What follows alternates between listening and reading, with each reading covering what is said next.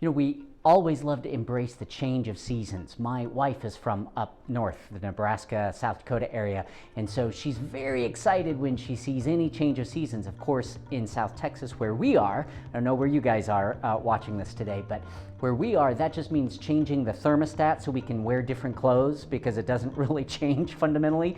So we turn down the thermostat and dress a little warmer. But we love the idea of one season turning into the next because we like that change. When we look at the difference between the season of fall going into the season of winter, we see Thanksgiving, what we're thankful for and praising God for His blessings, to a season of celebrating the birth of Christ and looking forward to Christmas. And a lot of people see that season of Christmas as the beginning of the new covenant, but it really isn't.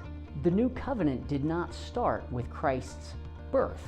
The new covenant came upon His death and resurrection. Romans 6 actually talks about how we enter into immersion or union. The word it uses is baptism, but that's just a Greek word that didn't get translated into English. It's the word immerse, baptismo in the Greek. And so we call that baptism, but Paul is not talking about water baptism. He's saying that we're immersed into Christ through His death. It's not His birth. We're not united in Christ by His birth as a human. We're united with Him in His death on the cross as we accept that for ourselves by faith. And having accepted His death for our payment of sins, we are entered into His work on the cross so we can be entered into His resurrected life. That's the new covenant. Well, what difference does that make? What's this new season then of the new covenant? The old covenant said that we are, and not me, I wasn't a first century or pre-first century Jew, but those that the old covenant was given to, it said, here are all of God's requirements. And if you meet the requirements, you'll reap the rewards. And if you fail to meet those requirements, you'll reap God's wrath. And the whole point of the Old Covenant was the Israelites who were trying to be good enough to earn the blessings of God without having to walk with God or follow God or be close to God. They were terrified of God. They could avoid what was personal and just follow His principles. So God gave the Old Covenant of the law to teach us that we could not be good enough on our own. And so the new covenant was brought in to fulfill all of God's requirements in the person of Jesus Christ.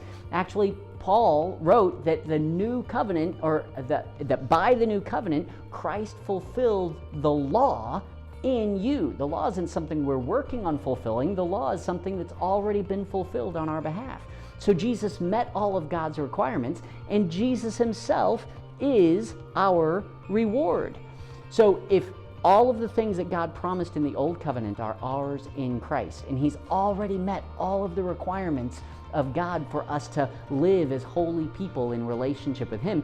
If that's the Old Covenant fulfilled by Christ, then what's the new covenant in His resurrected life? Well, in John 15, Jesus said, "Abide in me." Now, the word abide just means to live, to dwell. And we've been put in Christ through His death and live with Him through His resurrection that becomes ours by faith. So you are in Christ.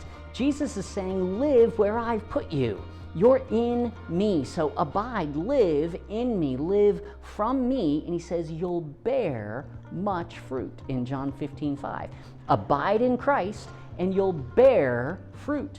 Who produces the fruit that you're going to bear? If I bear the fruit that someone else is producing, who's producing it?